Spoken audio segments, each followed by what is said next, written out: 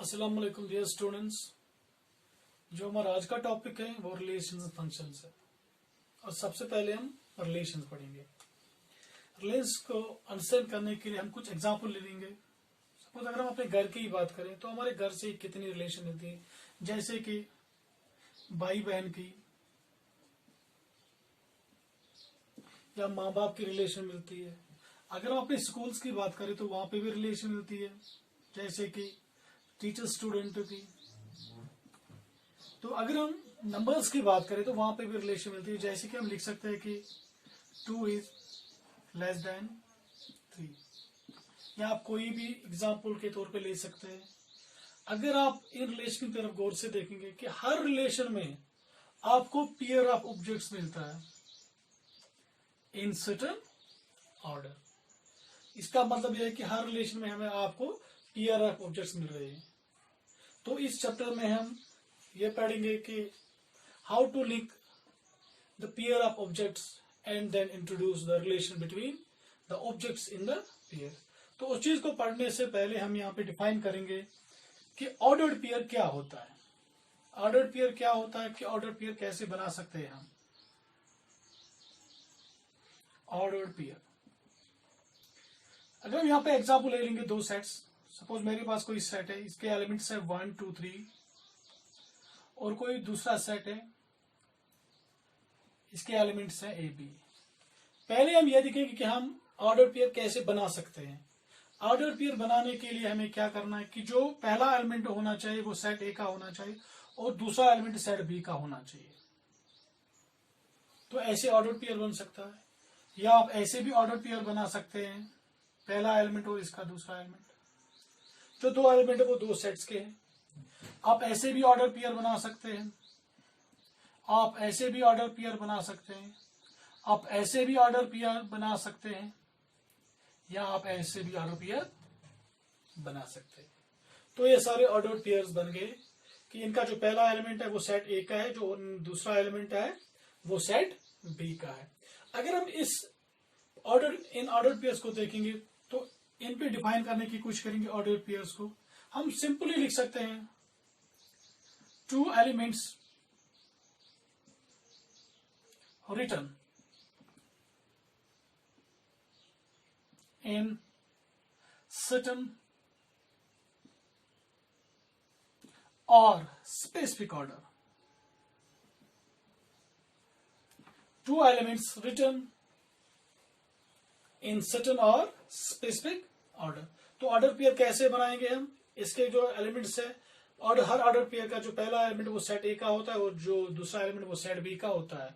तो अगर हम इनमें से किसी भी ऑर्डर पेयर थोड़ी सी और इंफॉर्मेशन ऑर्डर पेयर्स के बारे में देना चाहेंगे, हम इन ऑर्डर पेयर्स में से किसी एक ऑर्डर पेयर को लेते हैं। जैसे कि मैंने पहली ऑर्डर पेयर ली थी, ये आप देखिए जो इसका पहला एलिमेंट है वो सेट ए का है और जो दूसरा एलिमेंट है वो सेट बी का है।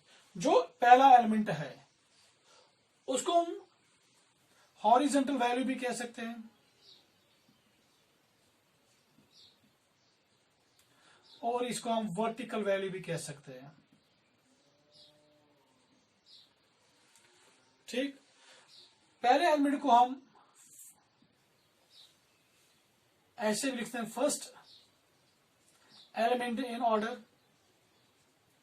हम इसको सेकेंड एलिमेंट इन ऑर्डर कहते हैं। ठीक, इसको हम एक्स कोऑर्डिनेट भी कह सकते हैं, और जो ये दूसरा एलिमेंट है इसको हम वाई कोऑर्डिनेट भी कह सकते हैं। इसको हम एब्सिसा भी कहते हैं, इसको हम ऑर्डिनेट भी कहते हैं। जो ये ऑर्डर्ड पेयर्स में जो एलिमेंट्स हैं इनको आप बहुत सारे नाम से जान सकते हैं। Horizontal value, first element in order, या एक्स कोऑर्डिनेट या एब्सिसा। जो सेकंड एलिमेंट होता है इसको हम वर्टिकल वैल्यू भी बोलते हैं, सेकंड एलिमेंट इन ऑर्डर भी कहते हैं, वाई कोऑर्डिनेट भी बोलते हैं या ऑर्डिनेट भी बोलते हैं। अब यहाँ पे सवाल ये उठता है कि इन ऑर्डर्ड पेयर्स का इस्तेमाल क्या है। इन ऑर्डर्ड पेयर्स को हम इस्तेमाल करते हैं to represent the location of a point or object। जैसे कि मैं आपको एक एग्जांपल दे दूं, हम जो सुबह स्कूल में पहले मॉर्निंग असेंबली शुरू करते हैं, तो मॉर्निंग असेंबली के लिए हम जो हमारे पास स्टूडेंट्स होते हैं हम उनको अरेंज करते हैं कैसे, और रोज और कॉलम्स में। सपोज अगर हमारे पास स्टूडेंट्स हैं, उनको हमने रोज और कॉलम्स में सपोज अरेंज किया है, ये रो 1 बन गया, ये रो 2 बन गया, ये रो 3 बन गया, और ये कॉलम 1 है, कॉलम 2 है, कॉलम 3 है, या कॉलम 4 है। सपोज अगर हमें ये सवाल दिया जाए या हमसे पूछा जाए जो यहां पे स्टूडेंट है इसकी लोकेशन क्या है, हम क्या कहेंगे? हम पहले देखेंगे कि ये कौन से रो में आता है, फर्स्ट, सेकंड, थर्ड, रो 3 में आता है, ठीक, और कौन से कॉलम में आता है, फर्स्ट, सेकंड, थर्ड। आप देख लीजिए, अगर आप कॉलम 3 सीधे नीचे आ जाएंगे और रो से यहां पे आ जाएंगे, तो यहां पे इसकी पोजीशन बन जाती है कि इसकी जो लोकेशन है इस स्टूडेंट की वो क्या है, 3,3।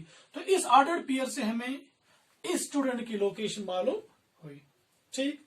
तो हम ऑर्डर पेयर्स को इसलिए इस्तेमाल करते हैं, इनका इस्तेमाल है कि टू रिप्रेजेंट और टू शो द पोजीशन और लोकेशन ऑफ ए पॉइंट और एन ऑब्जेक्ट। जैसे कि आपने 10th में भी पढ़ा होगा, ये लीनियर इक्वेशन 2 वेरिएबल जहां पे दो वैल्यूज होते हैं। और यहाँ पे क्या है कि आपको एक चीज यहाँ पे याद रखना है कि जो ये ऑर्डर पेयर है ये कोई सेट नहीं होता है 2 एलिमेंट्स का।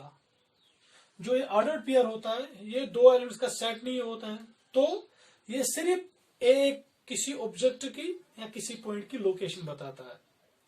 अब यहाँ पे आपको दूसरी बात भी नोट के तौर पर याद रखना है कि इक्वल ऑर्डर पेयर्स क्या होते हैं। इक्वल ऑर्डर पेयर्स, हम उन 2 ऑर्डर पेयर्स को इक्वल बोलते हैं जिनका फर्स्ट एलिमेंट और दूसरा एलिमेंट भी सेम हो, वो ऑर्डर पेयर्स हम इक्वल ऑर्डर पेयर्स कहते हैं। उन ऑर्डर पेयर्स को हम इक्वल ऑर्डर पेयर्स कहते हैं। Thank you, all the best.